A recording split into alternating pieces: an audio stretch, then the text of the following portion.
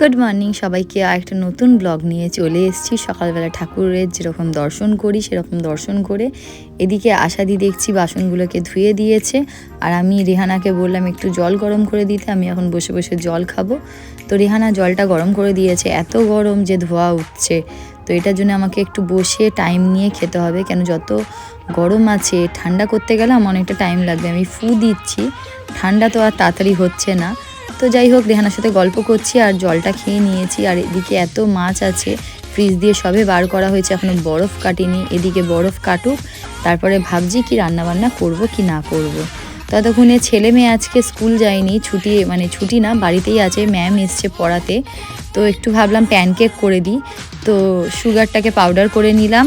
এখানে আটা নিয়ে নিয়েছি একটু 1 কাপের মতো, আর এখানে পাউডার সুগার দিয়ে দিয়েছি, একটু বেকিং সোডা, একটু বেকিং পাউডার দিলাম, ভ্যানিলা এসেন্স দিলাম, আর দিয়েছিলাম হচ্ছে কোকো পাউডার। আমি ক্যাডবেরির যে কোকো পাউডারটা হয় সেটা দিই, একটু ডেয়ারি মিল্কও দিয়ে দিই, বাট আজকে আর দিইনি, অত সময় হয়নি। তো বাটার কেটেই আমি দিয়েছি এখানে, কেন অন্য সময় আমি ঘি দিই একটু গন্ধটা ভালো হয়, বাট আজকে এরকম বাটার কেটেই দিয়ে দিয়েছি। আর উষ্ণ গরম দুধটা দিয়েছি যাতে বাটারটা মেল্ট হয়ে যায়, অত সময় নেই বলে। তো এদিকে আমি ভালো করে মিক্সড করে নিয়েছি, প্যানটাও বসিয়ে দিয়েছি। প্যানটা হালকা গরম হয়ে গেছে, বেশি গরম হলে সঙ্গে সঙ্গে প্যানকেকটা পুড়ে যাবে। তো আমি একটা হাতা করে দেব, আর এটাকেই যখন বাবলস হয়ে যাবে এটাকে ফ্লিপ করে দেবো। তো ওই সাইডটা আমার প্যানকেক রেডি, তো এই সাইডটা আমি ফ্লিপ করে দিলে এই সাইডটাও হয়ে যাবে। আর একটু জালি জালি হয়েছে, মানে এটা ফ্লাফি হয়েছে, খুবই সফট হয়েছে, আমি একটু দেখে নিলাম। তারপরে আমি স্নান করে চলে গেছিলাম ঠাকুর ঘরের দিকে। ঠাকুর ঘরে গোপালদের তুলে তাদের স্নান করাচ্ছি। কী যে ভালো লাগে আমার এদের স্নান করাতে গোপালদের। আমার ঘরে 4টে গোপাল ছিল, অ্যাকচুয়ালি আমার মামার বাড়িতে 4টে গোপাল ছিল। তো কিছু দিনের জন্য ওরা আমার বাড়িতে এসেছিল 4 জন। তো আমার 2টো গোপাল, আর মায়ের একটা গোপাল আছে, আর মামাদের একটা গোপাল। তো টোটাল 4টে গোপাল মামার বাড়িতেই ছিল।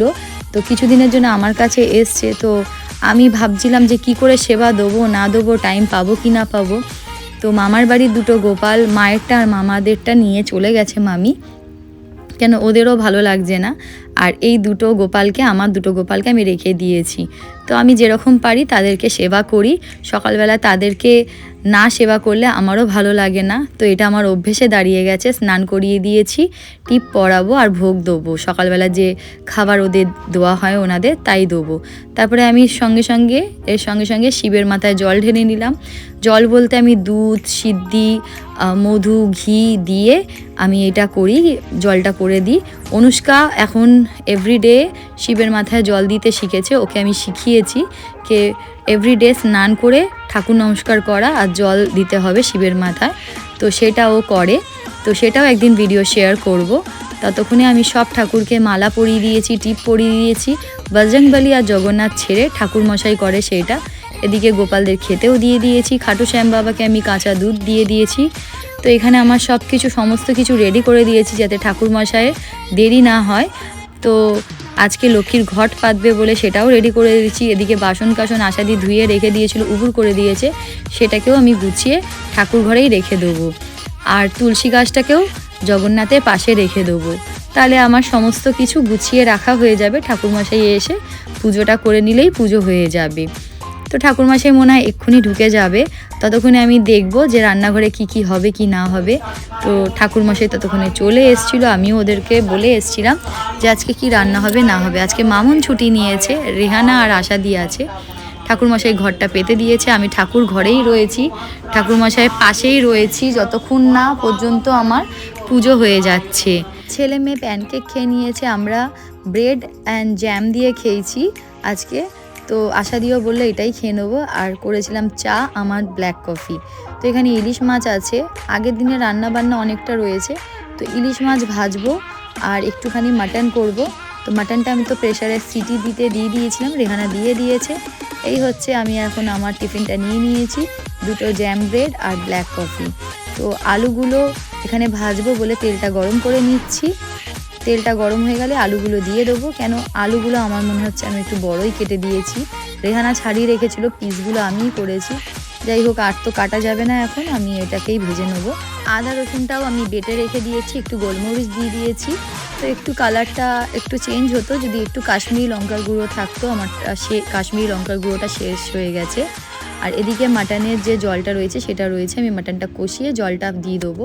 এদিকে লোটে মাছ রয়েছে, ভোলা মাছ রয়েছে, চিংড়ি মাছ রয়েছে, ডাল রয়েছে, স্প্রাউট স্যালাড রয়েছে, লেবু কাটা রয়েছে, এত কিছু খাবার রয়েছে বলে তো বেশি কিছু রান্না করিনি, একটু মাটনের পাতলা করে ঝোল করে নিলাম। আর যেরকম বললাম ইলিশ মাছ ভেজে দেবো, গরম গরম ভাত আলু সেদ্ধ দিয়ে খেয়ে নেবে। অনুষ্কা প্র্যাকটিস করে চলে এসছে, অভিরাজও প্র্যাকটিস করে চলে এসছে, সন্ধে হয়েছে, ঠাকুর মশাই এখনও আসেনি। তো ততক্ষণে আমি এখানে চা বসিয়ে দিয়েছি। আজকে দুপুর থেকে মাথাটা খুব যন্ত্রণা করছিল, মাইগ্রেন আছে। আর এদিকে আমি কাঁচের বাটি, কাঁচের থালা বাসন যেগুলো ধুয়েছি সেগুলো আলাদা রেখেছি, মামন একসঙ্গেই রাখে। তো একটু বেশি চিনি দেবো না, কম চিনি দিয়ে একটু চাটা করব। তো এখানে অনুষ্কাদের দুধ দিয়ে দেবো, আর আমি, বিউটি, টিনা সবাই মিলে একটু চা খাবো। অনুষ্কা অভিরাজকে পড়াতে এসছে। আর রাত্রিবেলার আমি আমার ডিনারটা করে নিচ্ছি। আমার ডিনারের মধ্যে ছিল ডাল, টমেটো, কড়াইশুঁটি, একটু পালং শাক, কটা কাঁচা গার্লিক, যেটা বলে গার্লিক, আর হচ্ছে পেঁয়াজ, আর একটা ডিম ছিল। তো এটাই আজকে আমার ডিনার। আমার ভিডিওটা ভালো লাগলে চ্যানেলটাকে সাবস্ক্রাইব, লাইক, শেয়ার করো। Bye bye.